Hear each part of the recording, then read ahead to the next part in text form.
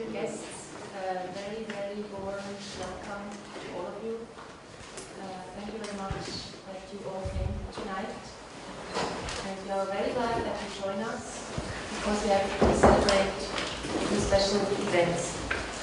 First of all, it's the first official formal use of this wonderful new space.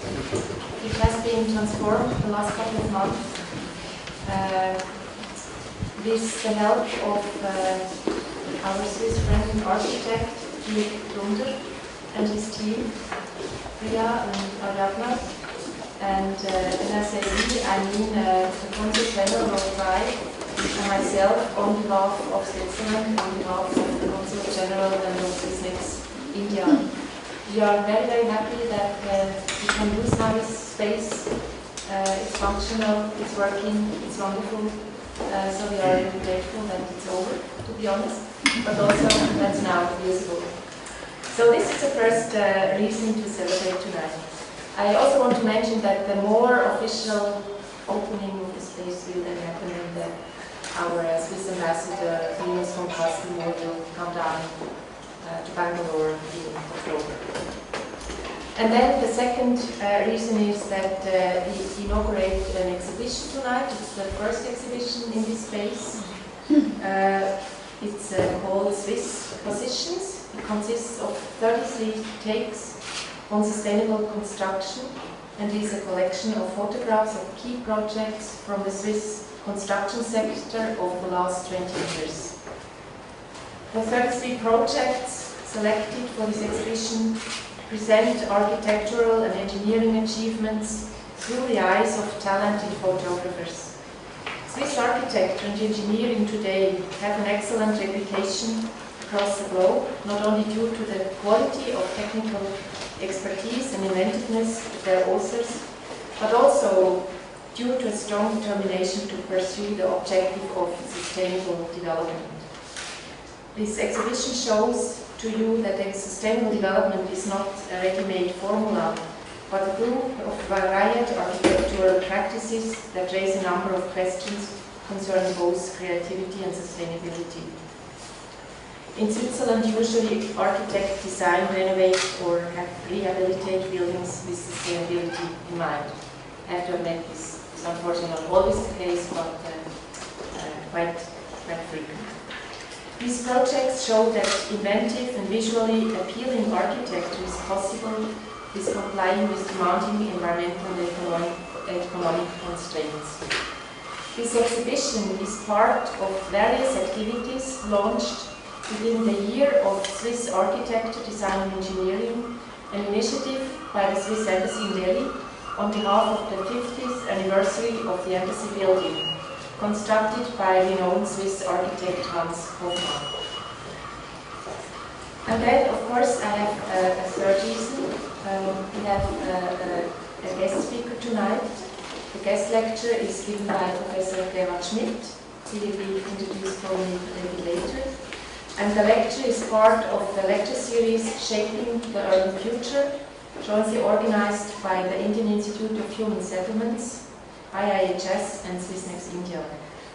This lecture series usually takes place at IIHS, but for this special occasion tonight, IIHS agreed to have it for once at the SWISSNEX India premises. We thank therefore Alamar Revi, Director at IIHS, for his flexibility and welcome him and his colleagues warmly tonight. Before I now pass the word to Alamar Revi for a few opening remarks, we would like to light a lamp to inaugurate this space and the exhibition here. And I really like this Indian tradition, it's wonderful, and I also like the wonderful flower decoration done by Dilama, one of our staff members. And luckily there are five, how do you say this? Weeks. Okay, 5 weeks, because I would like now to ask on stage Mr. Rolf Rai, the Consul General of Switzerland in Bangalore. Please, Rolf. Our guest of honor tonight, Professor Gerhard Schmitt, please. And then, of course, the architect, Gerhard, who is responsible for great renovation. and our German partner, Arma. And the candidate is coming, so I suggest Rolf as Consul General, please, if you like first.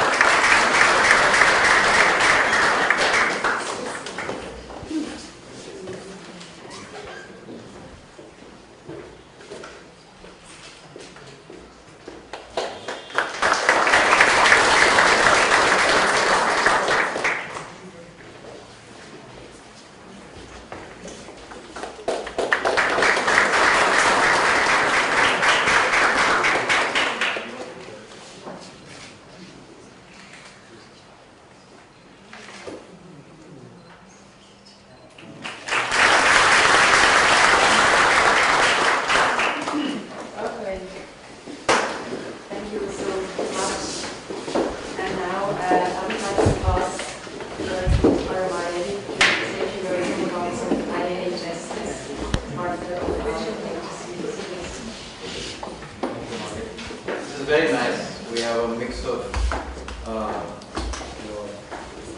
Swiss designer working for many years in India, producing high quality Swiss design using Indian artisans. A lovely Indian lamp, Indian fans, which I hope will last and work, which are somewhat interesting to see in Swiss design building. So I'm really happy to be here, and we would be happy to share the opportunity of hosting these things here and at IIHS.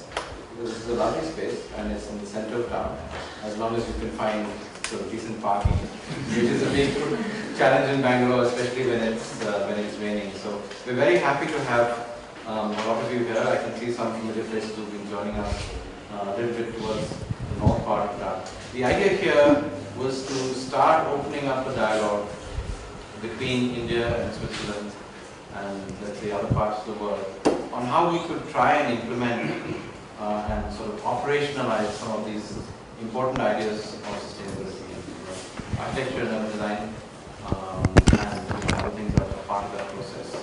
We've had a number of rather interesting and provocative lectures, and today I think we're going to be provoked by a number of interesting examples, not only from Switzerland but in other parts of the world. But I just thought a few things on the question of sustainability.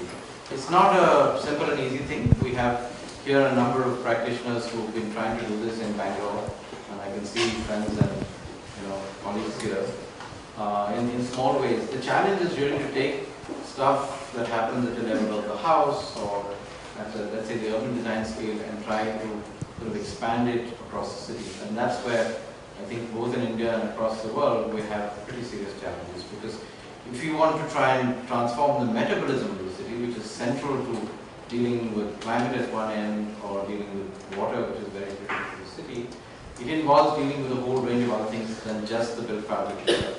It means engaging with infrastructure. That's where a lot of this. And we have some interesting examples of infrastructure that's partly built and completed in the city, not far from here. But it also it critically engages with the questions of how land markets and labor markets work. I think that's very important for this country, especially the city. We often don't think of these things because as designers, as planners, as let's say policy makers and academics, we often forget that it's the everyday life of the city that's really important. And it's in the everyday life that things actually start breaking down or can be transmitted. We were just talking a short while ago about the fact that Bangalore is a city that's designed to be a pedestrian city. But unfortunately, in most places in the city, you can't find places to walk. And that's something that we can do something about, but we don't actually focus on this question. And this is for people who can actually walk on two legs. But if you have to actually take, you have to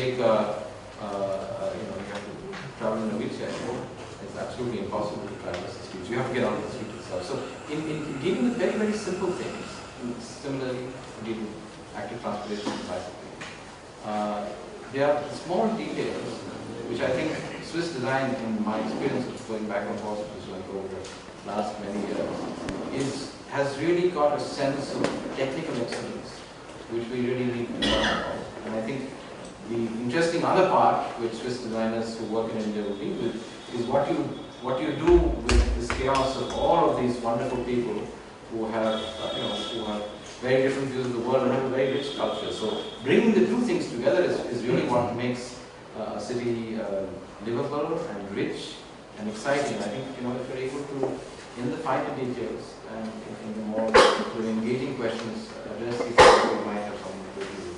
And finally, what I would say is sustainability really isn't a fashion or a fad. It's not something nice that we have to do. We actually have to make that progress if we have to survive. And I can tell you that because in about a few weeks' time, we will be, and I'm part of that process, we'll be launching the next IPCC report. And the next IPCC report, which looks at climate change, is actually quite frightening. We are entering a world which will certainly see a 2-degree rise in average temperatures. What that means is in a city like Bangalore, we can expect an average mean rise of maybe 2.5 to 3 degrees. It may not mean much in terms of the urban heat island in the city, because our ambient temperatures are quite low, but it will mean a tremendous amount in terms of water and all those things. But more frightening than that is the fact that the rate at which temperature will move towards the poles in both the southern and the northern hemisphere is going to be much faster than the rate at which normal species of plants, trees, and in many cases, many animal species will be able to migrate. Which essentially means that we really have, the only way that the ecosystem that we have will survive is if we are able to help them transform themselves very rapidly. So if the mean rate of migration is much faster than the rate that trees can propagate, we're going to see significant die-off in the next 30 or 40 years. And this will actually happen driven by the way our cities are. So it is absolutely imperative that we transform the metabolism of cities like Bangalore, which at the moment may not be very intensive apparently, but it's growing so rapidly that it could actually not only impact its own environment, and we know that's what it's supported, but in fact the global environment, it will come back to make life very difficult for us. So it's a question of, really is a question of survival. And this is, I'm speaking from the science of it, I'm not speaking from, so I don't want to sort of start with a downer, but I think Professor Schmitt is going to show us some interesting ways we can do this. I'm quite concerned about that. We had an interesting conversation. So thank you very much, and we hope that we keep coming to this session and we can get more and more people into these useful conversations, because once we have the conversation, then we can start looking at how things can become different in practice. In our own everyday life, in our professional practices, and of course in the cities that we live in and practice.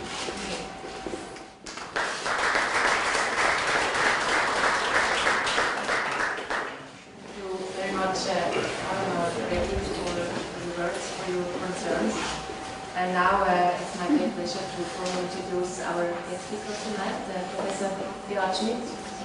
Gerhard Schmitt is an architect from the Department of Architecture at IIHS Zurich. He is there also in function of Senior Vice President for Global Affairs. And in addition to that, he is currently Director of the Singapore ETH Center. And he will talk to you about this initiative of IIHS Zurich, and his title is Sustainable Urban Systems, the IIHS Create Future Cities Laboratory.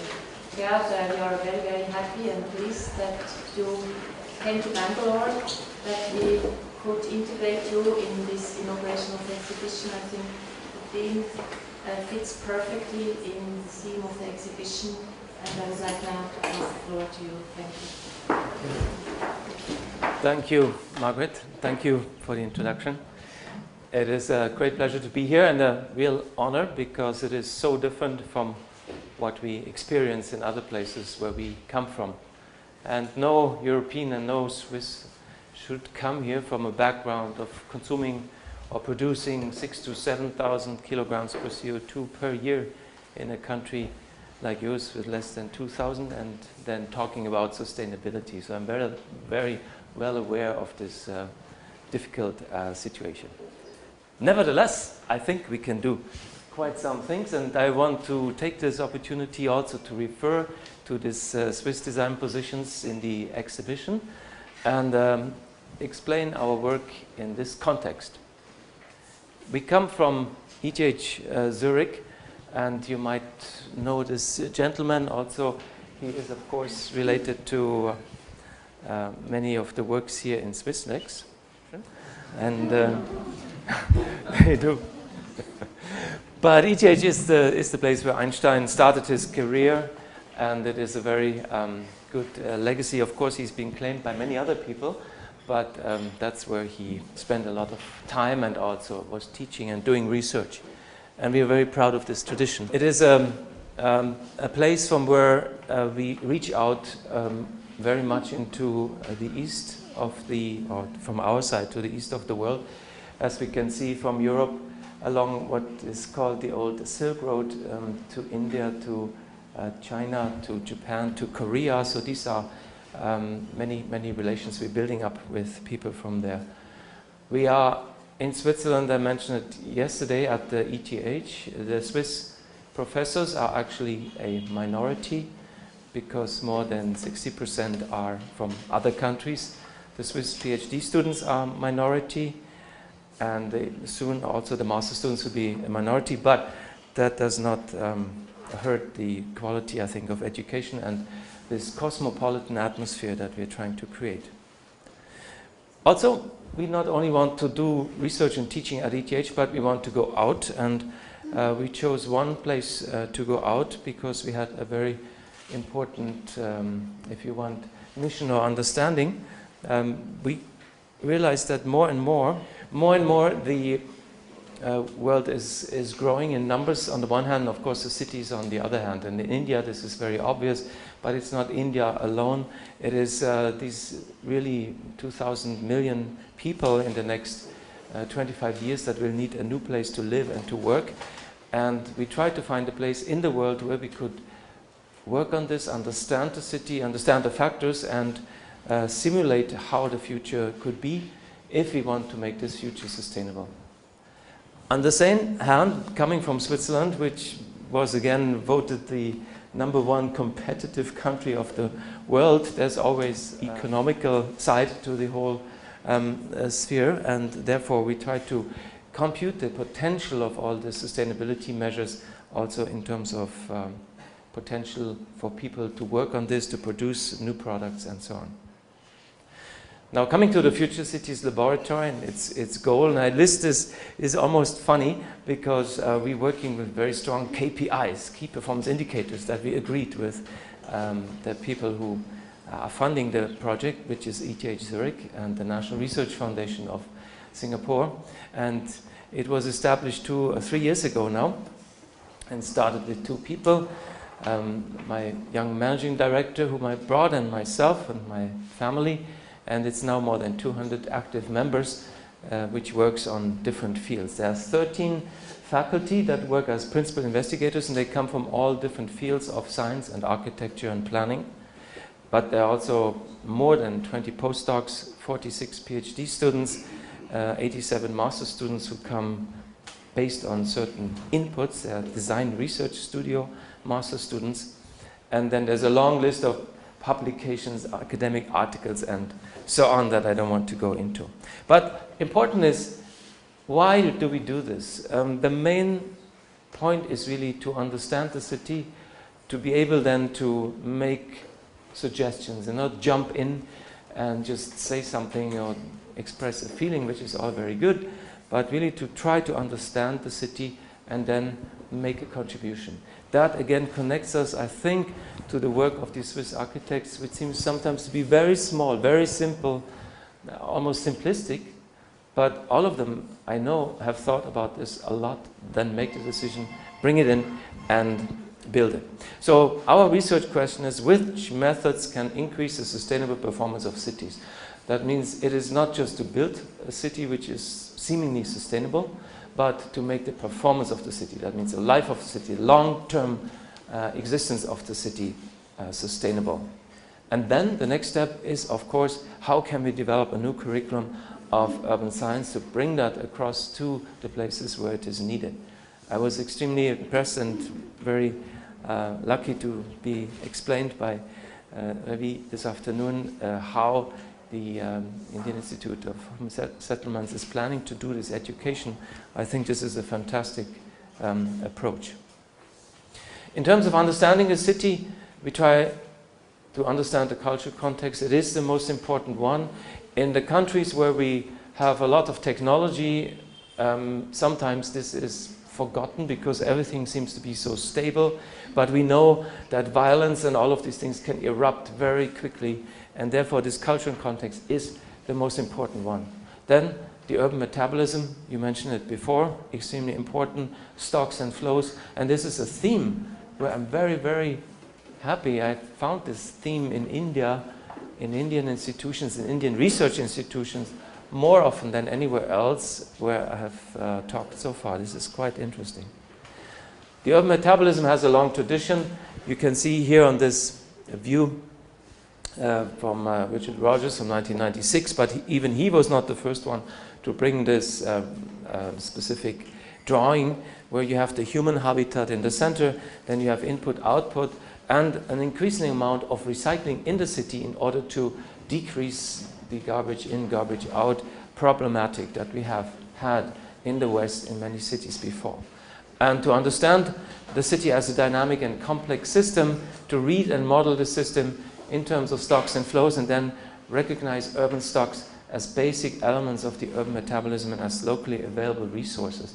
It sounds easy, but it is very, very difficult because these stocks and flows that we will see are very different in their nature.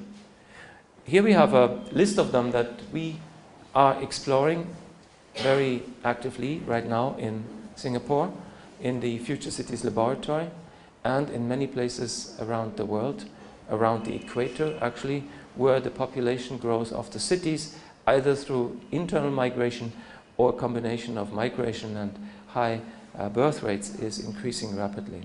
So it is, of course, people and health, water and capital, energy and materials, space and density, transportation and information, and we want to make advances in each one of them, be able, if possible, to quantify them, put them into relations with the others, and then make reasonable suggestions for the functioning of a city, to improve its performance, to transform it, or to build it from scratch. No. A few examples.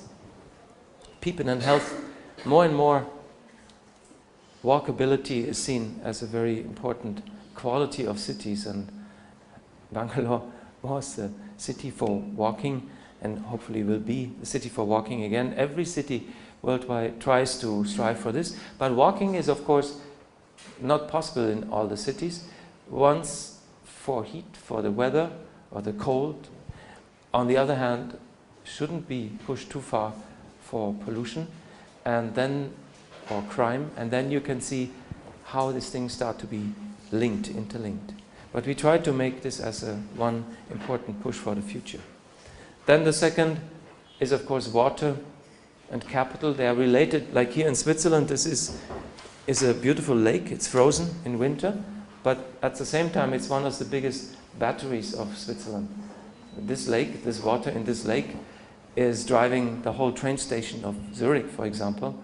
And it's a big battery because at night it used to be that the cheap nuclear power from Russia or France was used to pump up the lake, and then it was sold the next day as green water energy into other countries. Now this is water and capital combined, and it can be a very profitable enterprise and also a good one. The stocks and flows of energy and materials coming back that have been forgotten for quite a while. You see a building in Zurich made completely out of wood and concrete, and we have many wooden buildings over there in the exhibition. Please have a look at it later, beautiful one. But this particular big one was done of course by our Japanese colleague, and it is really quite a striking structure. And energy and materials are very important stocks in a city. looking at Zurich, everything has been there. There was no war like in Germany and other European cities that destroyed the city. So the building stock of Zurich is still there, very big, very reliable. But even this stock is moving. So if you look at the input and output in Zurich of concrete flowing in and out per year, only from this movement of the stock and flow in 1 year, you can tell the history of the city in 1 year. You can see when it was gentrified, you can see when it was industrialized and so on. Very important to understand. Then space and density was long not recognized as a stock and flow. But we think it is very important because density, after all, is one of the major challenges of the future, and space also. And space and density are stocks and they expose flows. And finally, transportation and information are also important stocks and flows. You can build information structures. What you see on the right side here is a piece of information, the wind flows, the wind velocities, the wind directions in a certain part of Lake Zurich, then turned into a material structure. And on the other image you see how information is used to plan a new city, Dübendorf Old Airport, which is proposed to become a new part of the city. Making a first summary of this, all of these different stocks and flows we also link to different scales. The small scale is the building scale, the building technology scale, and this is indeed what is very, very strongly expressed in this exhibition. So you can look, each one of the buildings in this exhibition has certain lessons learned from these stocks and flows in the small scale. On the medium scale, it's the design of city quarters and smaller cities. And the large scale, it's the whole question of territorial planning that goes beyond the city. But the important thing, they are all interlinked, very, very closely interlinked. And right now it is through the knowledge of our people, of our PhD, of our postdocs, of the professors, to link the knowledge between these different, very different things. Let's have a quick look into these individual stocks and flows. You must imagine behind each one of those bars stands a PI, a woman, a man, a professor, a few postdocs, a few PhD students, and master students, and they work in their field, but they work on one floor, in one huge floor, almost 2,000 square meters in Singapore, in the new building that was built for us in this location, to work together, different disciplines, different scales, different people, and to try to understand the city. We are living there almost like monks, because, well, not monks, but trying to understand something, you have to concentrate. So one of the first decisions I tried to make was that none of us is using a car, for example. So we went there, no cars, just by thinking, why should we use a car if we can do something else? So that was a decision we made early on. We didn't even have to write it down. Everybody agreed. So with the exception of one person, with a big family, we don't have cars. And that, of course, gives you a lot to think, because that influences many of these other stocks and flows. And now let's look at them quickly. The first one is on the small scale. It's called low exergy. And as a matter of fact, in this example here, this little image shows our new campus in Zurich of ETH, the so-called Science City campus. We are able to reduce the production of CO2 through our buildings and laboratories by more than 90% in the next 8 years through this principle of low exergy. So it's very cost effective also for buildings in this climate zone. Of course, here in Bangalore it would be a bit difficult because the temperature differences between summer and winter are not that high.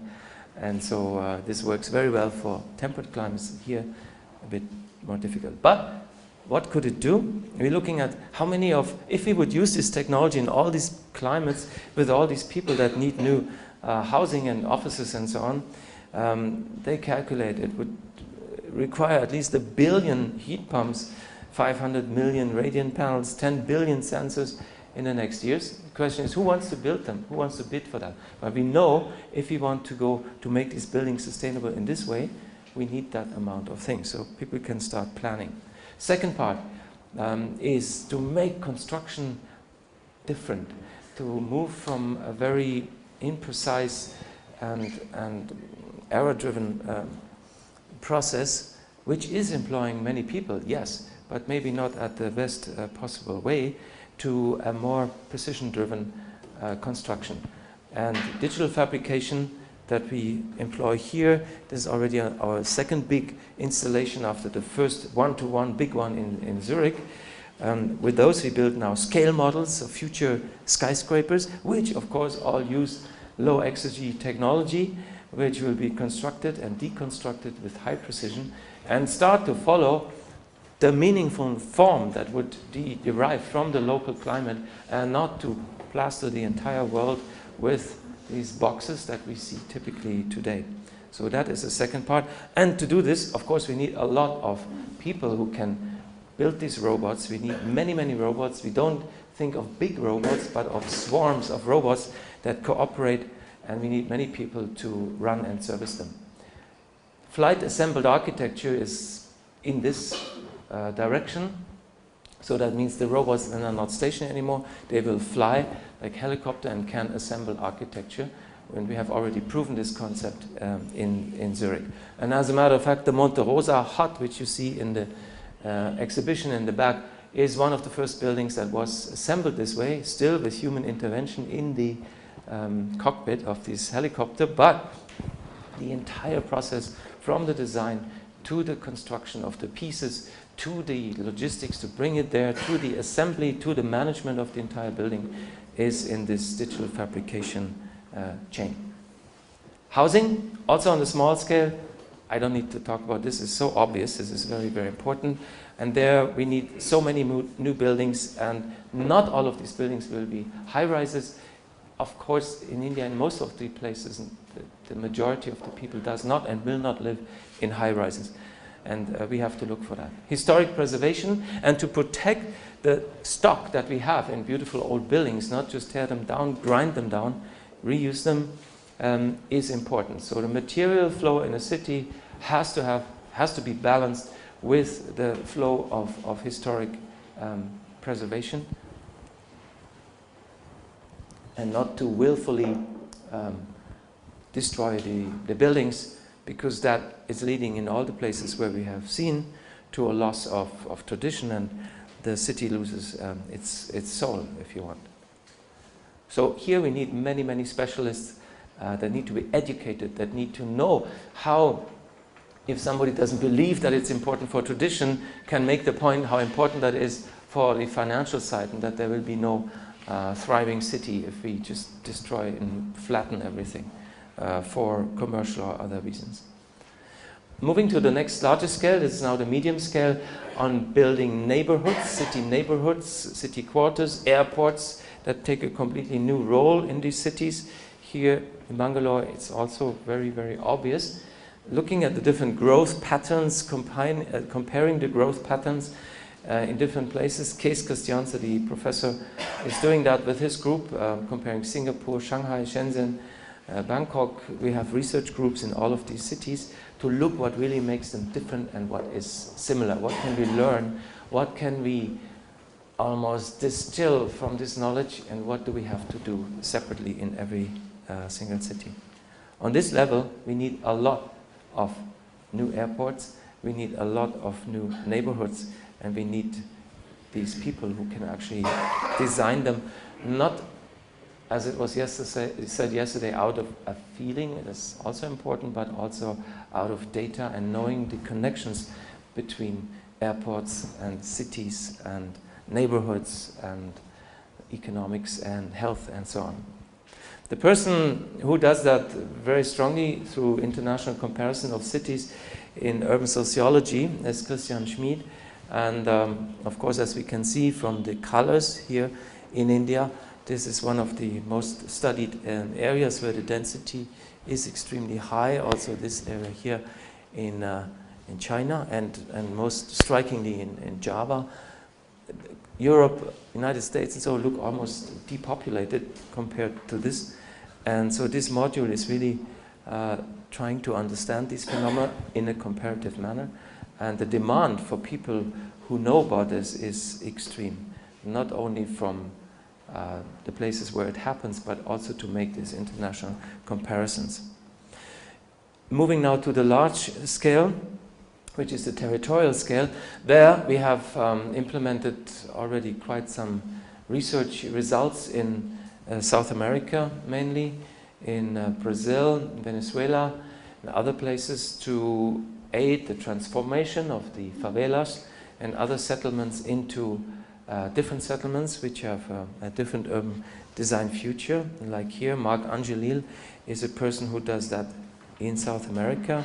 And with other colleagues, Franz Oswald, we do that also in Africa. The studies are, of course, looking at the monofunctional city developments of the past and trying to avoid these things when we develop new cities in Ethiopia, for example. And you see the prototype of these new developments there. By now they have been constructed, and it is an attempt to make the countryside more attractive for the people who live there, and to reach a balance between countryside and city in the long future. There are only a few countries in the world that are as little urbanized as Ethiopia.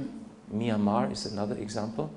And to us, coming from Switzerland, where we have reached this balance between countryside and city, it's not at all clear that everybody has to move into the city.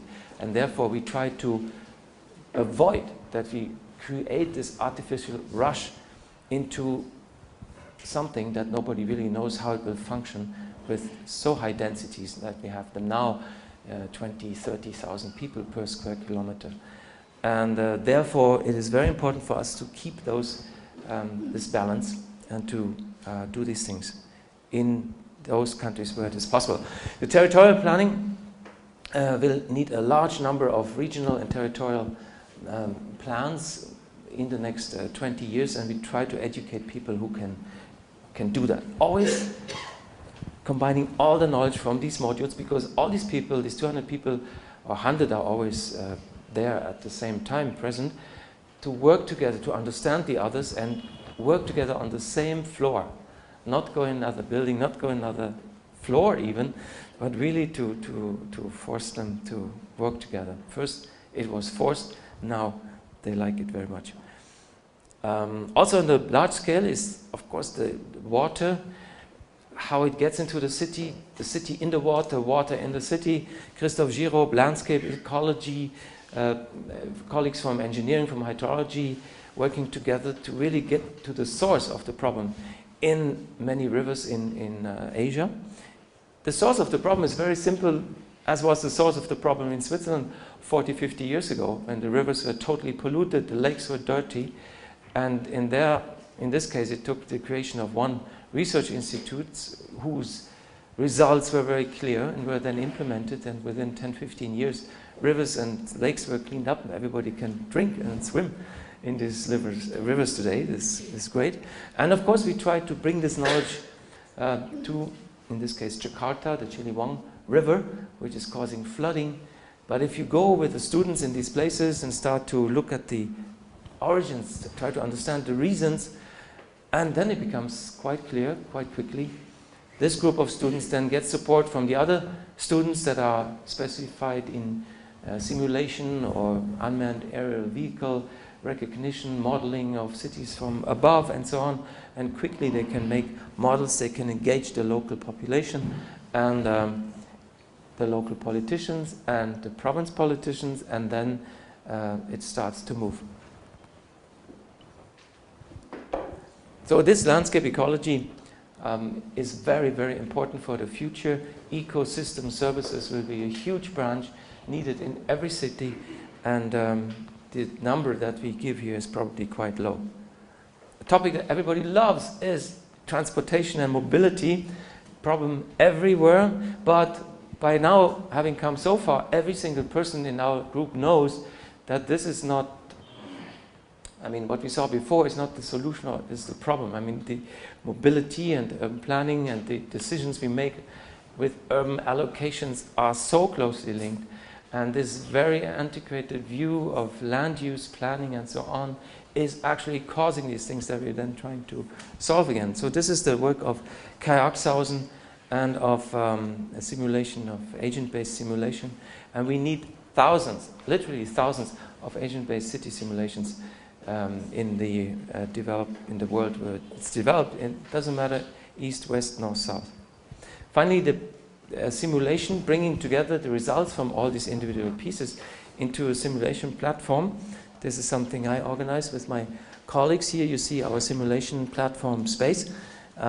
This is a very important space for us because it's like this. We get together every week, we discuss, we talk, and then we take away all the chairs as it was done here. This is wonderful, the place lives.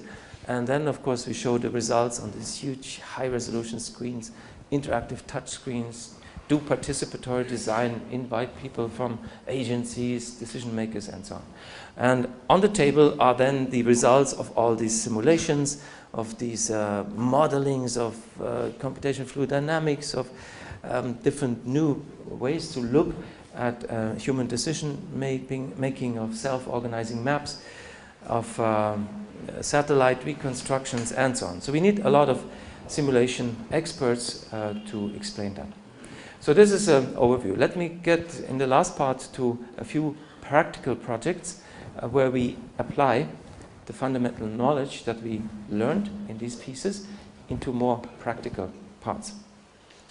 First one is very simple, very straightforward. It's on the small part, building technology, and we call it 342, and it's quite simple. Here you could not do it because you already have 3.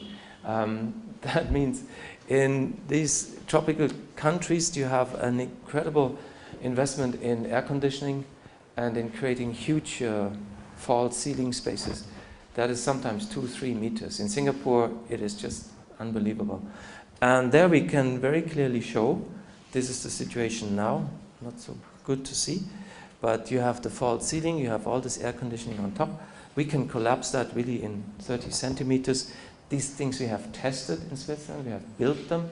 We have brought these labs, these living labs, these containers into Singapore to test it in the tropical climate, huge humidity, hot. It does work. So this is a practical project we're trying to apply now in Singapore. It means that you can have, for the same height, either more floors or you can have less height and less material. And the savings are really incredible. It's bringing down, as you can see, space consumption by 1/3 and electricity consumption actually by 50%. So that's one example.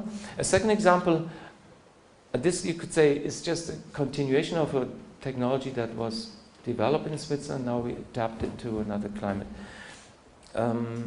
Another technology which was completely unplanned, which actually came out of Africa, out of our research in Ethiopia, with the Ethiopian University in Addis Abeba, and the first research institute we founded in Addis Abeba University, the EIABC, was the work on bamboo, because we saw that in Ethiopia there is a lack of steel. A lot of the national deficit is actually caused by buying steel to make structures which probably don't need steel or air conditioning or glass for that matter.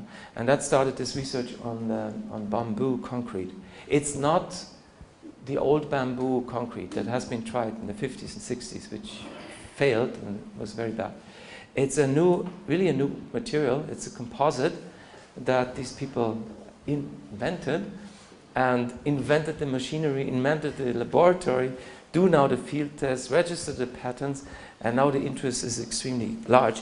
And it's really fantastic, because if you look at these green parts of the world, this is where bamboo is growing, and at least in many parts of the world, this is also where you need a lot of new construction material. So this type of construction would consume much less, or produce much less CO2. Of course, it would be much cheaper, and we think more sustainable in the long run. And on top of this, which I didn't know, but which we found out, there are certain strands of bamboo which are, if combined with this resin, have actually a stronger tensile quality than steel. That is unbelievable. Anyway, so there is this team of young people, just to give you an example how it works. The assistant professor, Gerhard, he was in Africa, he comes to Singapore, he engages these people from around the world, they're from 30 different countries, everybody with a different background from material science, architecture and so on. And they start to work on something like this, like crazy. And they go into the literature and they find out that pores in the material and that this type of damage that you see on the left in concrete, combination of concrete and steel, is actually a huge majority of the repairs we have to do to buildings, at least in Europe, United States. And this is due to the quality of the steel and the concrete. If you could only save a little bit of that with bamboo, it would be also a huge savings for Western countries. And this has led now to many funny effects. For example, we are the first company, we work in Singapore as a research company, limited by guarantee, so we are independent from all the universities or government agencies or also ETH. But we are the first company who has been given total access to the Singapore Botanical Garden to cut any type of bamboo that we would like to, and that means a lot in Singapore. And recently we had visitors from Chile on the midterm review for the Future Cities Lab. He saw that, he said, well, you know, we send you samples from our type of bamboo. So this is now really taking off. Then we built kind of high-tech machinery where we do the strength tests and so on, and the longevity tests, and it is really quite exciting. So just an example, it's one material in a small scale that might have a big impact. We hope, of course, especially in countries where we don't need high-rises and we can test these materials slowly. You know, maybe first in floor plates, maybe then in low walls and in taller walls, and go to the second floor. And this way we want to achieve it. There's, of course, also many other things we bring directly into practice. This is the example from Ethiopia, where we have our lab, work with politicians, with the others, and go directly then into construction. We import also interesting materials from other countries, materials and techniques from Mexico, for example, for dome building into Ethiopia. And now we're working on a big project called Addis 2050, where we support the whole thing from very low-tech to high-tech. Or this one here, constructing waste from waste material, don't throw away anything. Or then displaying that, making it so attractive that people want to have these products we produce here.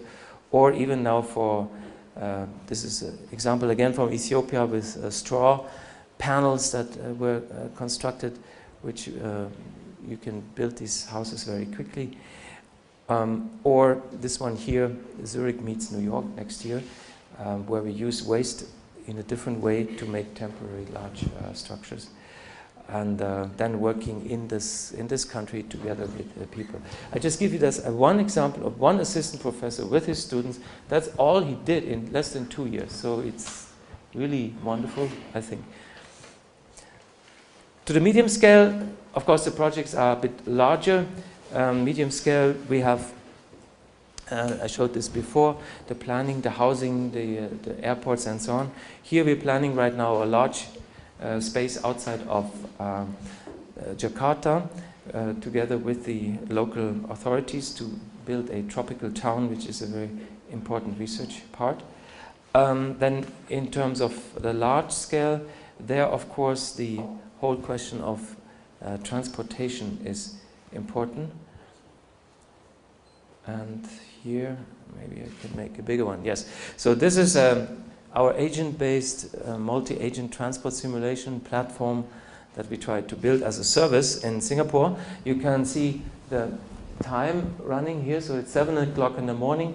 All these things are individual cars, buses, private cars, taxis, and so on. And it is important, this is not a survey and then visualized like many people do, but it is a simulation which is verified by observation in the urban data. And with that, we can fine-tune certain areas of the city. Singapore, you know, has an electronic road pricing system, which is very crude but very effective, and you can change the money it costs to go into a certain area. It does have a price for every license plate that is sold, and the combination of these things make this controllable, and you really do not have many traffic accidents, and not accidents, you have many accidents, but congestions. So this is an example for a large-scale simulation. We have simulated 5.3 million Singaporeans as artificial citizens in this simulation. And this is important because we're not only interested in how they move, but more and more what they produce in terms of noise, of heat. Because coming back to your introduction, when you pointed out the effects of overheating and so on, we have a very strong phenomenon in all these tropical cities. And Singapore is really 1 degree north, that it's overheating. It's getting hotter, it's getting louder. We have more chaotic local climate conditions. We have downpours and density is increasing. You can see all these things here. And we have even between night and day, not even differences anymore, but between built up and not built up area, we have differences. So this is Singapore, size of Lake Geneva. In the center, you still have jungle, water reservoirs, and you can see at 10 p.m. in the evening, it's a cool 26.3 degrees.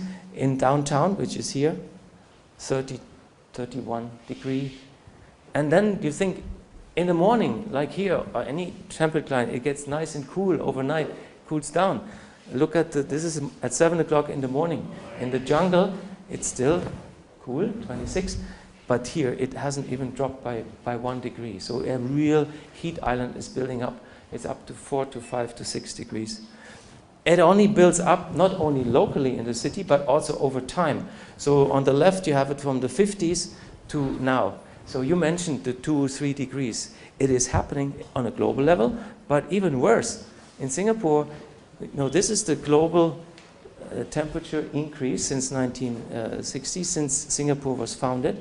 But since about 20, 30 years, it detaches itself. The temperature development in that city detaches itself. So on top of the global warming, you add the local warming. And this is incredible, because you need more and more air conditioning. It gets hotter if you use more air conditioning. The cars need more air conditioning. It's a vicious cycle. The noise gets worse and worse. So this is already above the nuisance level. It's getting close to the adverse health effects level. And the most interesting, these downpours are getting much, much stronger, all in the same development. So we try, again, understanding the city. What are the reasons? Going back to the sources, going back to our scientists, to our engineers, and look, how does all this energy and this heat come into the city? And then we look at the flows, again, stocks and flows of energy, compare Switzerland, this one, to Singapore. And in Switzerland, we see certain input, a very diversified input, crude oil, petroleum, natural gas, nuclear power, water, all of them together lead then to use of energy, demand of energy in housing, about 23%, in industry, about 19%, in commercial outfits, about 15%, and then in transportation, more than 36%. Terrible, just too much private car driving. That was one of the reasons we said, not in Singapore. And if we then compare that to Singapore, completely different sources, only 2 sources, totally fossil-based, only crude oil and natural gas. Every single electricity has to be made from natural gas. But when you produce electricity from natural gas, you have so much heat generated that you need a lot of this to cool down the heat that you just generated with the electricity you generated. But in terms of housing, much more efficient, much less energy, even commercial, even transportation. But here the big thing is the industry. So just by comparing these lines, and we propose to do that for every city because you can learn so much from that, and then go back into the planning and so on. Anyway, make a long story short, we want, as one example for Singapore, in the next 20 years to lower temperature, again by these 2 or 3 degrees, reduce the noise, reduce the flooding, to increase the quality of life. And I think if we can make these things available, then as rules and how to do this, it could be used anywhere. So looking at the fluxes, and we know exactly where we have to go, into the industry, then into transport, then into buildings. And the most important one this year, the existing urban planning model is something that has to be not only revisited, but to be looked at in a completely different view in understanding how the stocks and flows of a city are working. So with that, I want to stop. Thank you very much for your attention. Please do visit the website. Thank you.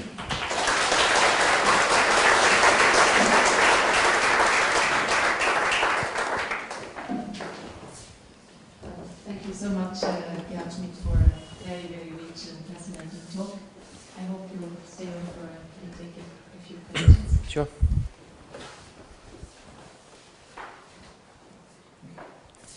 Thank you.